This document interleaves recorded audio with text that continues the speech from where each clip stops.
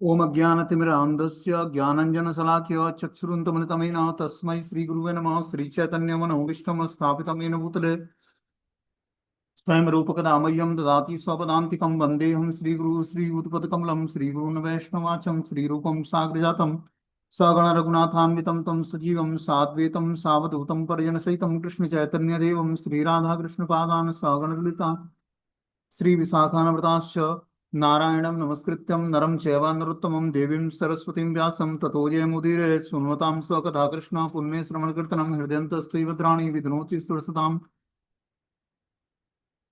नष्टप्रायेषु भद्रेषु नित्यं भागवतस्य या भगवती उत्तम श्लोके भक्तिर्भवति नैष्टिकी तदा रजस्तमो भावः कामलोभादयश्चेत् चेत् एतेन निरावृतं स्थित सत्य प्रसिद्धति। एवं प्रसन्न मनसो भगवद्भक्ति योगता भगवतत्व विज्ञान मुक्त संगस्य जायते विद्यन्ते हृदय ग्रंथि छिद्यन्ते सर्वसंशयं क्षीयन्ते चास्य कर्माणि दृष्ट्वा एवात्मनेश्वरे धर्मा प्रोजितो कैटप्पो अनत्रो परमो निर्मत्सराणां स्तां वेद्यं वास्त्रमत्र वस्तु सुदं तापत्रयोन्मूलनं श्रीमद्भागवतं प्रमाण अमलं प्रेमोपमार्थो महान् श्री चैतन्य महाप्रभु मतमिदं तत्रादरो नापर। हे कृष्ण करुणा सिंधु दीनबंधु जगतपते गोपेश गोपिका कांत राधा कांत नमस्तुते। तप्त कांचन गौरांगी श्री राधे वृंदावनेश्वरी ब्रह्मानुसुते देवी प्रणमामि हरिप्रिय। वाञ्छाकल्पतरुभ्यश्च कृपा सिन्धुभ्येव च पतितानां पावनेभ्यो वैष्णवेभ्यो नमः। जय श्री कृष्ण चैतन्य प्रभु नित्यानंद श्री अद्वैत गदाधर श्रीवासादि श्री गौर भक्तवृंद। हरे कृष्ण कृष्ण कृष्ण हरे हरे हरे राम राम राम हरे हरे। इसमें आज हम लोग को श्रीमद् भागवतम स्कंद संख्या 6 अध्याय संख्या 1 और टाइटल है अजामिल के जीवन का इतिहास और 32 नंबर श्लोक पढ़ते हैं। बोलते हैं ऊचु निषिध्य तास्तास्य वेवस्यत्य पुरंसरा के यूयम प्रति से उद्धारो धर्मराजस्य शासनम। जब सूर्य के पुत्र यमराज के दूतों को इस प्रकार मना किया गया तो उन्होंने कहा कि महाशय आप कौन हैं जिन्होंने यमराज के अधिकार क्षेत्र को ललकारने की धृष्टता की। हम लोगों ने स्टोरी सुनी जो है यमराज के दूत वैश्यापति अजामिल के हृदय के भीतर से आत्मा को खींच रहे थे, किंतु भगवान विष्णु के दूतों ने बूझती बाड़ी में उन्हें ऐसा करने से मना कर दिया कि अंत काल में जब अजामिल के हृदय से आत्मा को खींचा जा रहा था यमराज के दूतों द्वारा, तो उसी समय वो डर के मारे अपने पुत्र नारायण का नाम लेता है और जैसे ही नारायण का नाम लेता है वैसे ही वहां पर विष्णु दूत उपस्थित हो जाते हैं। बोलते हैं विष्णु दूत के उपस्थित होने से उन्होंने विष्णु दूतों ने उन्हें मना किया कि आप लोगों को ऐसा नहीं करना है। और इस प्रकार बता रहे हैं कि जब सूर्य के पुत्र यमराज के दूतों को इस प्रकार मना किया गया, सूर्य के पुत्र हैं यमराज और यमी, यमुना और यमराज सूर्य के पुत्र हैं।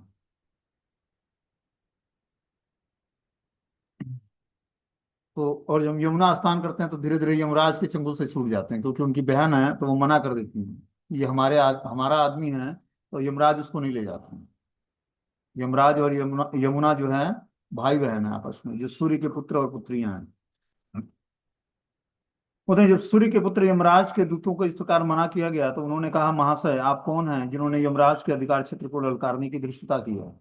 तो जो यम के दूत थे उन्होंने बोला कि आज तक तो कभी ऐसा हुआ नहीं कि हम लोग किसी का प्राण को हरण करने आए हैं काल के रूप में और कोई मना कर दे हमें, क्योंकि पूरा ही क्षेत्र यमराज का है।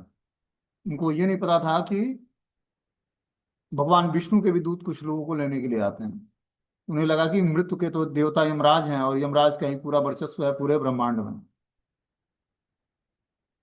बोलते हैं अजामिल अपने पाप कार्यों के अनुसार यमराज के अधिकार क्षेत्र के अंतर्गत था, क्योंकि यमराज को समस्त जीवों के पापों पर विचार करने के लिए परम न्यायमूर्ति के रूप में नियुक्त किया गया है।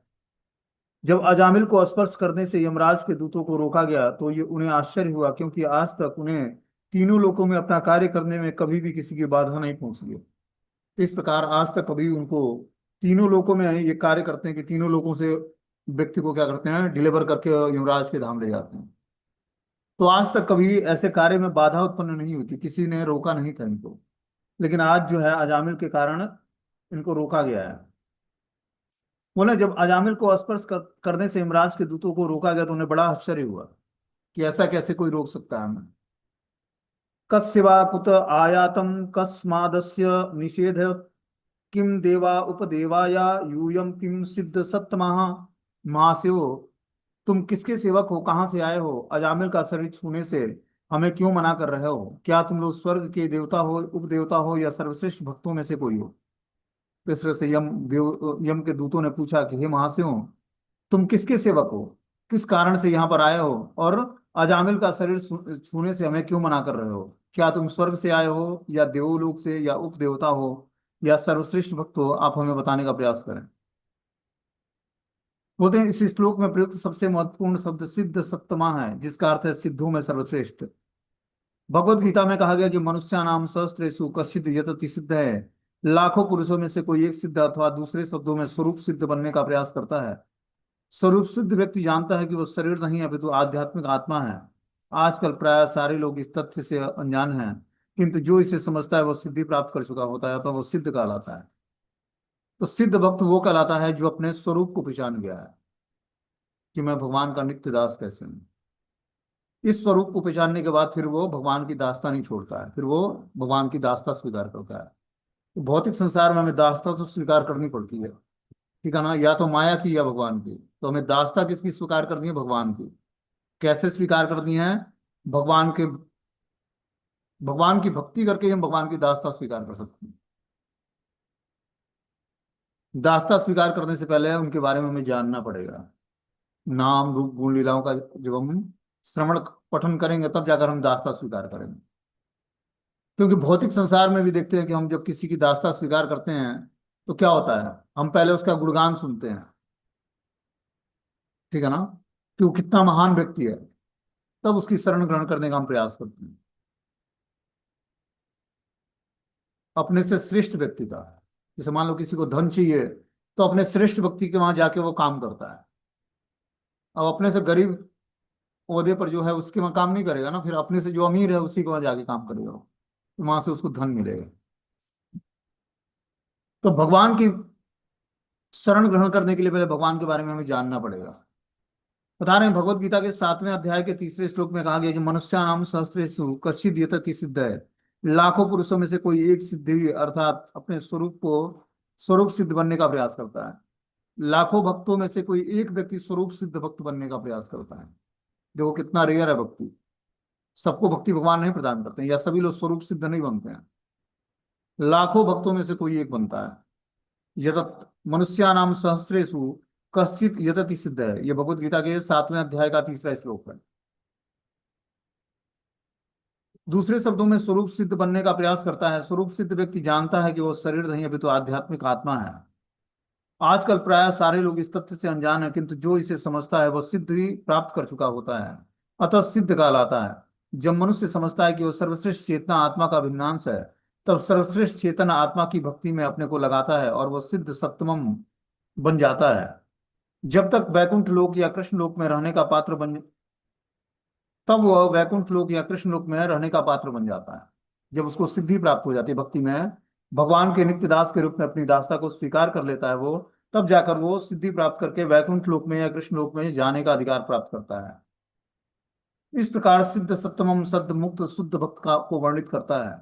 चूंकि यमदूत यमराज के सेवक थे, जो कि स्वयं सिद्ध सत्तमों में से एक हैं, अतः वे जान गए कि सिद्ध सत्तम देवताओं तथा उपदेवताओं से ऊपर हैं। अतः इतना ही नहीं, इस जगत के सारे जीवों से ऊपर हैं। अतः यमदूतों ने विष्णुदूत से पूछा कि वे लोग उस स्थान पर कैसे उपस्थित हुए हैं जहां एक पापी मनुष्य मरने वाला है। तो यमदूतों और विष्णुदूतों के बीच में बात हुई, और यमदूतों ने पूछा कि आप लोग इस स्थान पर क्यों उपस्थित हुए हो जहां पर एक पापी व्यक्ति मनुष्य मरने वाला है। यह भी ध्यान देने की बात है कि अजामिल अभी मरा नहीं था, क्योंकि यमदूत उसके हृदय से आत्मा निकालने का प्रयास कर रहे थे। वह आत्मा को निकाल नहीं सकते थे, अतः अजामिल कभी मरा नहीं था। इसका उद्घाटन बाद के श्लोकों में होगा। जब यमदूतों और तथा विष्णुदूतों के मध्य वाद विवाद चल रहा था, तो अजामिल अचेतन अवस्था में था। वाद विवाद से इस बात का निर्णय होता है कि अजामिल की आत्मा पर किसका दावा होगा। तो अंत में जो है कुछ देर बाद वाद विवाद होता है, आपस में दोनों संवाद करते हैं, विष्णुदूत और यमदूत, कि आखिर किसका अधिकार है जो है अजामिल के आत्मा पर। बोलते हैं सर्व पद्म पलासाक्षम पीत कोसेय वासम किरीटीन कुंडलीनो लसत पुष्करम मालिनम सर्वे च नुन्य वयस्यम सर्वे चारु चतुर्भुजाम धनु निस्यांग सिद्धासम शंख चक्रा अंबुजाश्रियम दिशो वित्ति मिरालोका पूर्वंतम स्वेन तेजसा किमर्थम धर्मपालस्य किंकरान्यो निषेधतम। यमदूतों ने कहा कि आप सभी की आंखें कमल की फूलों की पंखुड़ियों के समान हैं। पीला रेशमी वस्त्र पहने, कमल की मालाओं से सुशोभित, अपने सिरों पर अत्यंत आकर्षक मुकुट पहने और अपने कानों में कुंडल धारण किए हुए तुम सभी नौ यौवन से पूर्ण प्रतीत हो रहे हो। आप सभी की चार लंबी भुजाएं धनुष तथा तरकस, तलवार, गदा, शंख, चक्र और कमल के फूलों से अलंकृत है। आपके तेज ने इस स्थान के अंधकार को अपने असामान्य प्रकाश से भगा दिया है। तो तो महोदय, आप हमें क्या क्यों रोक रहे हैं? इस तरह से यमदूतों ने विष्णु दूतों की प्रशंसा की। क्या प्रशंसा की? आप सभी की आंखें जो है कमल के फूल की पंखुड़ियों के समान है। जो विष्णु दूत होते हैं भगवान के समान ही सुंदर होते हैं, विष्णु की तरह ही। बस अंतर भगवान में और भक्त में क्या होता है कि जो सेवक होता है उसके वो कौस्तुभ मणि नहीं धारण करता है और श्रीवत्स का चिन्ह नहीं होता उसके चेस्ट पे। बाकी सब हुलिया जो है उसका भगवान से मिलता जुलता होता है।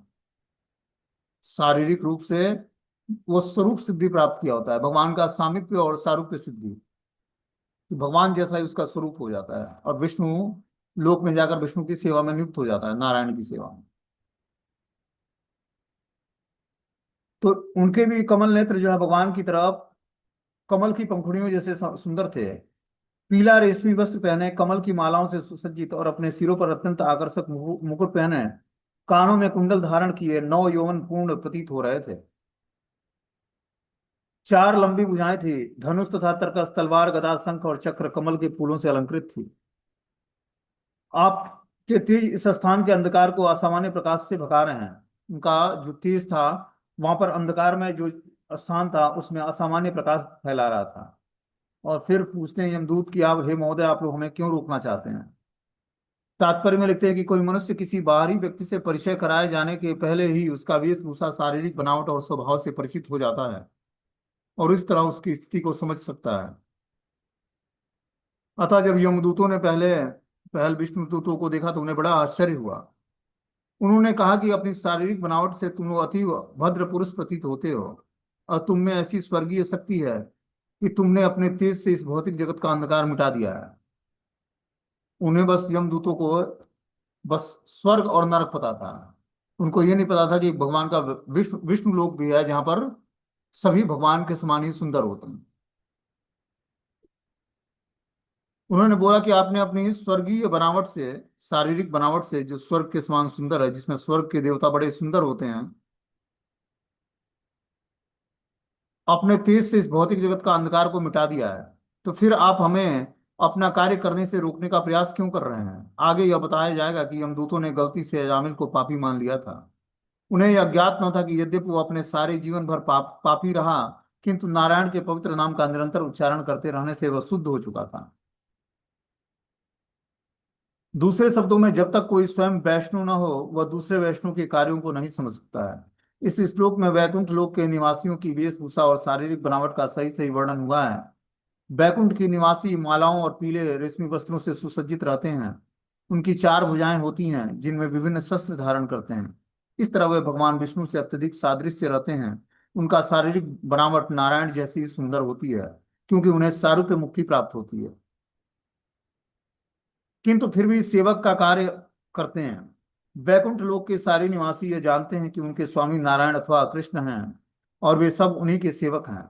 वे सभी स्वरूप सिद्ध आत्माएं हैं जो कि नित्य मुक्त हैं। यद्यपि वे अपने प्रमाणिक रूप में नारायण तथा विष्णु घोषित कर सकते हैं, किंतु वे ऐसा नहीं करते। वे सदैव कृष्ण भावना भावित रहते हैं और सदैव अति श्रद्धा पूर्वक भगवान की सेवा करते हैं। वैकुंठ लोक का वातावरण ऐसा है कि इसी तरह जो व्यक्ति कृष्ण भावनामृत के माध्यम से भगवान कृष्ण की श्रद्धापूर्ण सेवा करना सीख जाता है वह सदैव वैकुंठ लोक में रहता है। उसे भौतिक जगत में कुछ लेना देना नहीं होता। इस तरह से जो है यहाँ पर वैकुंठ लोक के पार्षदों की शारीरिक सुंदरता का वर्णन बताया गया है कि वो भगवान विष्णु के ही सादृश्य सुंदर होते हैं। उन्हें सारूप्य मुक्ति मिली होती है और बता रहे हैं कि वो सेवक के रूप में भगवान नारायण की सेवा में या कृष्ण की सेवा में लगे होते हैं। ये जीवात्माएं स्वरूप सिद्ध आत्माएं होती हैं और नित्य मुक्त होती हैं। प्रमाणिक रूप से नारायण या विष्णु घोषित कर सकते हैं, किंतु वे ऐसा नहीं करते।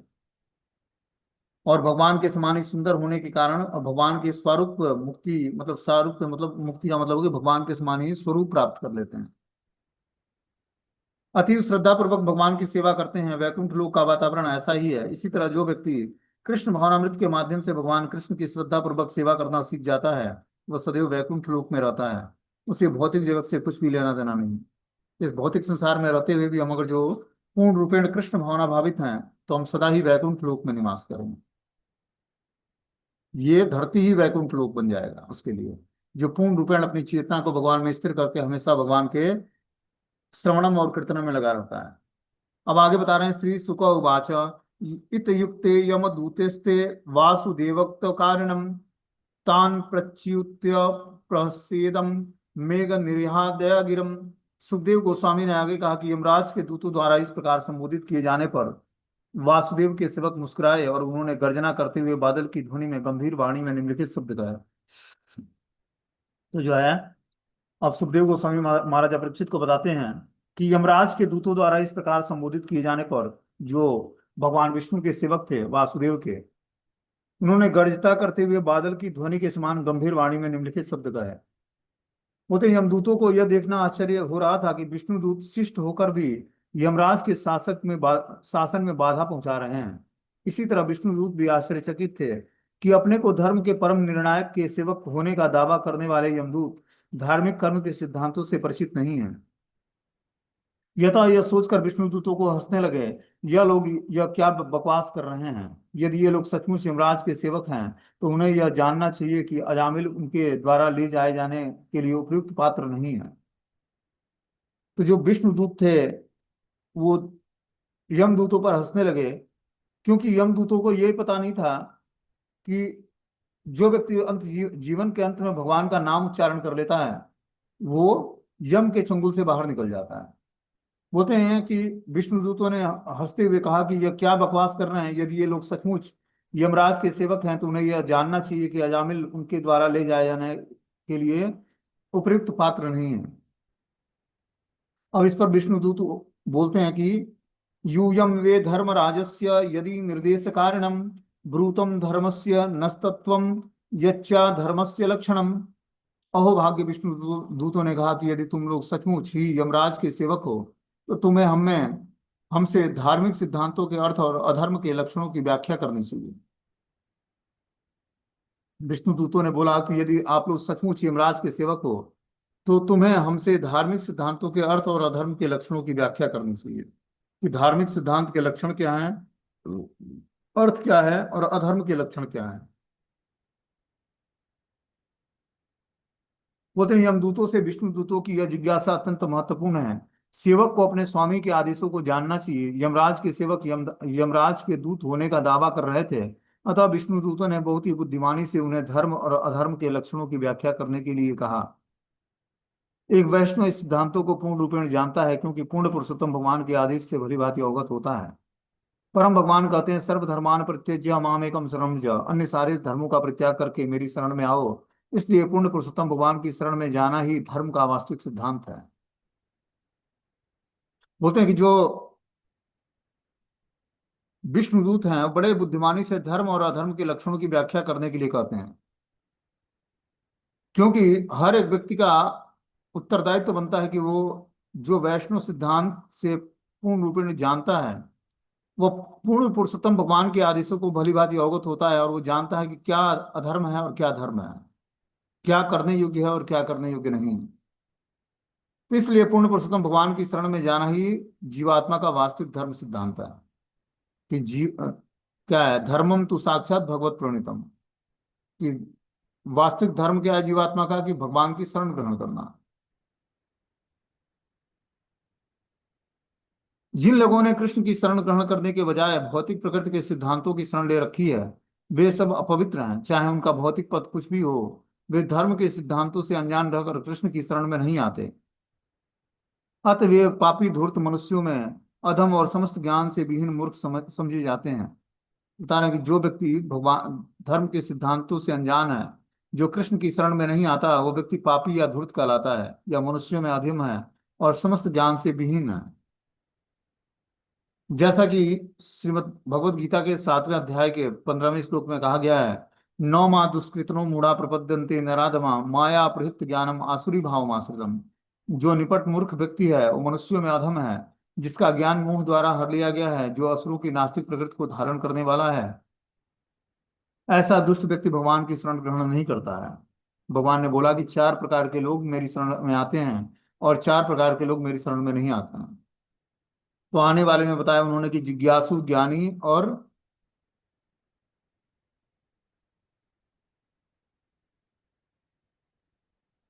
आर्थ अर्थार्थी, जिज्ञासु और ज्ञानी, चार प्रकार के लोग भगवान के पास आते हैं और चार प्रकार के लोग नहीं आते हैं। जिसमें बता रहे हैं कि जो दुष्कृतनो है, मूढ़ा है, प्रपद्यंते नराधमा और माया अपृत ज्ञानम। जो निपट मूर्ख है, जो मनुष्यों में अधम है, जिसकी बुद्धि ज्ञान के द्वारा मोह ली गई है, और जो आसुरों की नास्तिक प्रकृति को धारण करता है, ऐसा व्यक्ति भगवान की शरण कभी नहीं ग्रहण करता।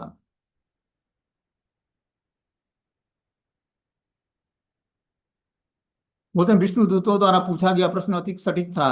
जो किसी अन्य व्यक्ति का प्रतिनिधित्व कर रहा है, उसे उस व्यक्ति के मंतव्य को जानना चाहिए। इसलिए कृष्ण भावनामृत के भक्तों को कृष्ण या श्री चैतन्य महाप्रभु के मिशन से पूर्णतया अवगत होना चाहिए, अन्यथा वे मूर्ख समझे जाएंगे। सारे भक्त विशेषतः प्रचारकों को कृष्ण भावनामृत का दर्शन जानना चाहिए, जिससे प्रचार करते समय उन्हें उलझन या अपमान न सहना पड़े। तो हमें शास्त्रों को बहुत ही बारीकी से जब हम पढ़ेंगे तभी हम भक्ति के सिद्धांतों को जान पाएंगे। इससे हमें प्रचार करने में सहायता मिलेगी। बोलते हैं कि खासकर जो प्रचारक हैं उसे कृष्ण भावनामृत का दर्शन जानना चाहिए, जिससे प्रचार करते समय उलझन या अपमान न सहना पड़े। आगे 39वें श्लोक में बताते हैं कि कथम स्विद्यधर्यते दंडम किम वास्य स्थान विविप्सितम दंडया की कारिणम सर्व अहो स्वकति ची नृणात्। दूसरे को दंड देने की विधि क्या है? दंड के वास्तविक पात्र कौन है? क्या सकाम कर्मों में लगे सारे कर्मी दंडनीय हैं या उनमें से केवल कुछ ही हैं? एक क्वेश्चन पूछते हैं विष्णुदूत यमदूतों से कि दूसरे को दंड देने की विधि क्या है। उन्होंने बोला कि आप हमें धर्म के सिद्धांतों के बारे में बताइए, और किस बारे में बताइए? धार्मिक सिद्धांतों के अर्थ और अधर्म के लक्षणों की व्याख्या कीजिए। तो अगला क्वेश्चन वो पूछते हैं कि दूसरे को दंड देने की विधि क्या है, किस प्रकार दंड दिया जाता है, दंड की वास्तविक पात्रता कौन है, वास्तविक पात्र कौन है कि जो दंड स्वीकार करे। क्या सकाम कर्मों में लगे सारे कर्मी दंडनीय हैं या उनमें से कुछ ही दंड के योग्य हैं। इसके तात्पर्य में लिखते हैं कि जिसके पास दूसरों को दंड देने का अधिकार हो उसे चाहिए कि हर किसी को दंड न दे। जीव तो असंख्य हैं, जिनमें से अधिकांशतः आध्यात्मिक जगत में है और नित्य मुक्त हैं। इन मुक्त जीवों में के विषय में निर्णय करने का प्रश्न ही नहीं उठता है। थोड़े से शायद एक चौथाई जीव भौतिक जगत में रहते हैं, और भौतिक जगत के जीवों का प्रमुख अंग 84 लाख जीव योनियों में से 80 लाख जीव योनियां तो मनुष्यों से निम्न कैटेगरी में है। तो बता रहे हैं कि जिस व्यक्ति के पास अधिकार हो दूसरे को दंड देने का, उसको भी किसी को दंड नहीं देना चाहिए। जीव तो असंख्य हैं, जिनमें से अधिकांश जीवात्मा आध्यात्मिक जगत में नित्य मुक्त अवस्था में रहते हैं। उस नित्य मुक्त जीवों के लगभग एक चौथाई भाग इस भौतिक संसार में रहते हैं, जो 84 लाख योनियों में अलग अलग योनियों में होते हैं। 84 लाख योनियों में बता रहे हैं कि 80 लाख योनियां तो ऐसे हैं जो मनुष्यों से भी निम्न कैटेगरी की। ये जीव योनियां दंडनीय नहीं है, क्योंकि प्रकृति के नियमों के अंतर्गत वे स्वतः ही विकास कर रही हैं। चेतना में उन्नत मनुष्य उत्तरदायी जीव है, किंतु उनमें से सभी दंडनीय नहीं है। जो लोग उच्च पवित्र कार्यों में लगे हैं वे दंड से परे हैं, जो लोग पाप कर्मों में लगे हुए हैं वे ही दंडनीय हैं। इसलिए विष्णु दूतों ने विशेष रूप से यह पूछा कि कौन दंडनीय है, क्योंकि यमराज को यही भेदभाव करने के लिए नियुक्त किया गया है कि कौन दंड का अधिकारी है और कौन नहीं है। किसी के विषय में किस तरह निर्णय किया जाए, अधिकार का मूल सिद्धांत क्या है, विष्णु दूतों ने इन्हीं प्रश्नों को उठाया यमदूतों के सामने। और इस पर यमदूत बोलना शुरू करते हैं। यमदूत भी कोई छोटे मोटे लोग नहीं है, ये भी सिद्ध होते हैं। सिद्ध गण ही यमदूत बनते हैं। ऐसा नहीं कि वो कोई यमदूत साधारण व्यक्ति बनता है। वो देखने में भले भयानक हो, लेकिन होते बहुत ही एजुकेटेड हैं, धर्म के सिद्धांत सब उनको पता होता है। देखो यहाँ पर धर्म के सिद्धांत बताएंगे वो। होते हैं यमदूतो वाच वेद प्रणीहितो धर्मो अधर्म अस्त द्विपर्ययः वेदो नारायणम साक्षात स्वयंभू रीति सुश्रुम। यमदूतों ने उत्तर दिया कि जो वेदों द्वारा संस्तुत है वही धर्म है, और इसका विलोम अधर्म है। कि जो धर्म जो वेद जिसकी संस्तुति करते हैं वही धर्म है। जो वेदों में गुणगान है या धर्म के नियम बताए गए हैं वही वास्तविक धर्म है, और उसके विलोम अधर्म है सब कुछ। वेद साक्षात पूर्ण पुरुषोत्तम भगवान है, नारायण है, और स्वयं उत्पन्न हुए हैं। हमने यमराज से यह सुना है कि चारों वेद जो है ब्रह्मा जी के मुख से प्रकट होते हैं।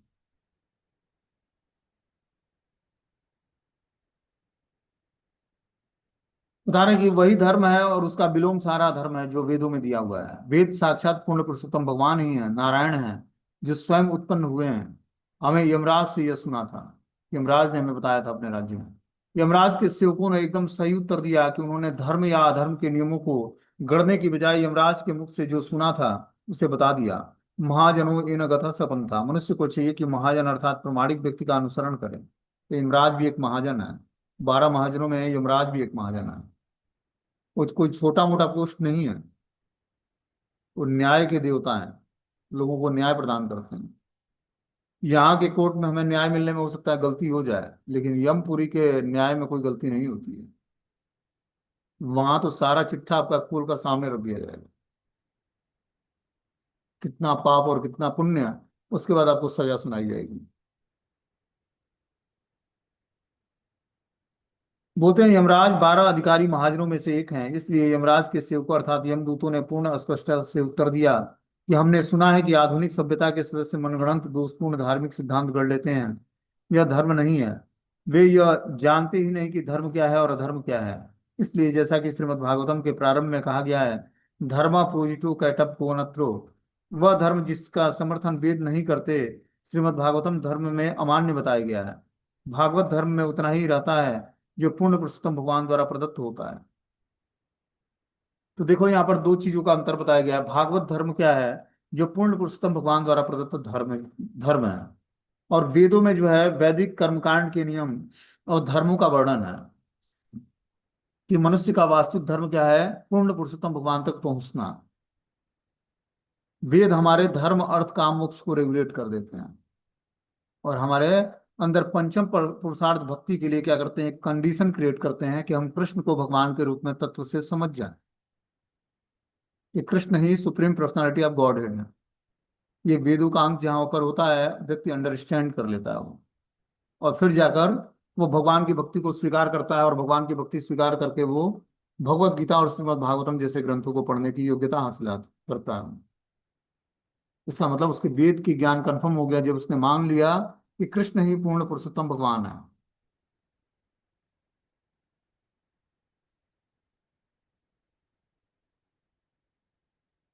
अब भागवत धर्म जो श्रीमद् भागवतम है या भगवत गीता है, उसमें बस उतना ही ज्ञान है जितना पूर्ण पुरुषोत्तम भगवान द्वारा प्रदत्त ज्ञान है। जो भगवान को जानने और भगवान के द्वारा जनाने योग्य जो बातें हैं वही श्रीमद् भागवतम और भगवत गीता में दिया हुआ है। ये बिल्कुल ही जैसे होता ना कि दूध को गाढ़ा कर दिया जाता है तो वो बर्फी बन जाता है। तो उसी प्रकार जब शुद्ध भक्ति को, प्योर डिवोशनल सर्विस, वो क्या है, श्रीमद् भागवतम ग्रंथ है। इसमें किसी चीज का मिश्रण नहीं है। जितने भी कैटअप धर्म है सबको सुखदेव गोस्वामी ने अलग करके और व्यास देव ने श्रीमद् भागवतम की रचना की। भगवान की प्योर डिवोशनल सर्विस।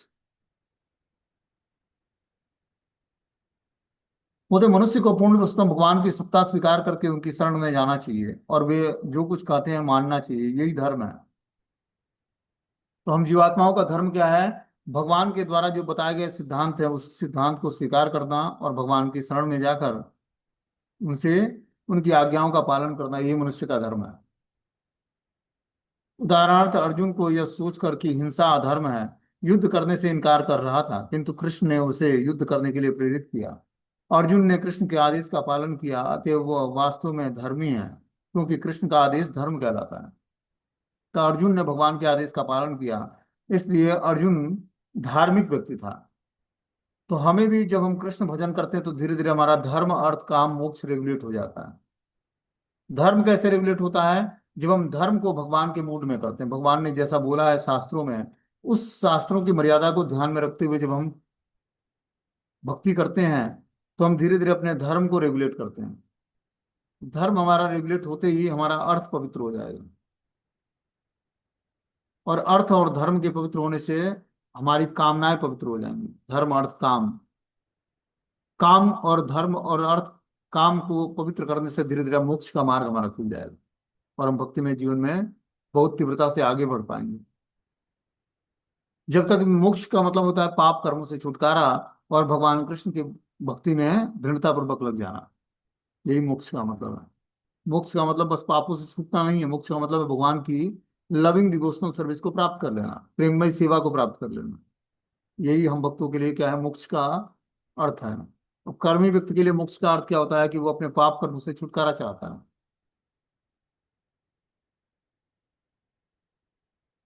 बोलते हैं अर्जुन यह सोचकर हिंसा अधर्म है युद्ध करने से इनकार कर रहा था, किंतु कृष्ण ने उसे युद्ध करने के लिए प्रेरित किया। अर्जुन ने कृष्ण के आदेश का पालन किया तो वह वास्तव में धर्मी है, क्योंकि कृष्ण का आदेश धर्म है। भगवत गीता में कहा गया कि वेदेश्य सर्वैरहमेव वेद्यम, वेद अर्थात ज्ञान का असली उद्देश्य मुझे जानना है। जो कृष्ण को पूरी तरह जान लेता है वो मुक्त जीवात्मा बन जाता है। जैसा कि भगवत गीता में कहा गया है, जन्म कर्म च मे दिव्यम योयम यो वेति तत्वतः तत्वा देह पुनर्जन्म नयति मामिति सुअर्जुन। हे अर्जुन, जो मेरे आविर्भाव और कर्मों की दिव्य प्रकृति को जान लेता है वह इस शरीर को छोड़ने पर इस संसार में पुनः जन्म नहीं लेता, अभी तो मेरे सनातन धाम को प्राप्त होता है। जो कृष्ण को समझता है और उनके आदेश का पालन करता है वह घर को लौटने अर्थात भगवत धाम वापस जाने का पात्र है। यह निष्कर्ष निकाला जा सकता है कि धर्म उसका द्योतक है जिसका वेदों में आदेश हुआ है, और अधर्म हुआ है जो वेदों द्वारा समर्थित नहीं है। तो यहाँ पर धर्म और अधर्म की परिभाषा बता रहे हैं कि जो धर्म वही कहलाता है जो वेदों में के आदेश के अनुसार पालन करने योग्य बात है, और जो पालन करने योग्य नहीं है, जो वेदों के द्वारा समर्थित नहीं है, वो अधार्मिक कार्य कहलाते हैं। उदाहरण कि वस्तुतः धर्म नारायण द्वारा गढ़ा हुआ नहीं है। वेदों में कहा गया कि अस्य महतो भूतस्य निवसिष्य एतद यद ऋग्वेद इति। धर्म के आदेश परम पुरुषोत्तम भगवान नारायण की श्वास से निकलते हैं। जो धर्म का आदेश है वो भगवान की श्वास के द्वारा प्रकटित होते हैं। अतएव धर्म अर्थात नारायण के आदेश ही शाश्वत विद्यमान रहते हैं। होते श्रील माधवाचार्य कहते हैं कि वेदानाम प्रथमो वक्ता हरिरेव यतो विभु अतो विष्णु वातात्मकम वेदा यत्याहु वेदवादिनम। वेदों के दिव्य शब्द पूर्ण पुरुषोत्तम भगवान के मुख से निकले हैं, अतएव वैदिक सिद्धांतों को वैष्णव सिद्धांत समझना चाहिए, क्योंकि वेदों के उद्देश्य विष्णु हैं। वेदों में भगवान विष्णु के आदेश के अतिरिक्त कुछ नहीं है, और जो वैदिक सिद्धांतों का पालन करता है वो वैष्णव कहलाता है। वैष्णव इस जगत द्वारा गढ़े हुए जन समूह का सदस्य नहीं है। वैष्णव तो वेदों का असली ज्ञाता होता है, जिसकी पुष्टि भगवत गीता में हुई है। तो बता रहे कि वैदिक सिद्धांतों का जो व्यक्ति पालन करता है वही वैष्णव कहलाता है, और वैष्णव इस जगत के द्वारा गढ़े हुए जन समूह का सदस्य नहीं होता है। वो वेदों का असली ज्ञाता होता है, जिसकी पुष्टि भगवत गीता में हुई है। ठीक है ना? अब आगे जो है 40 नंबर श्लोक है, अब उसको हम लोग कल सुनेंगे।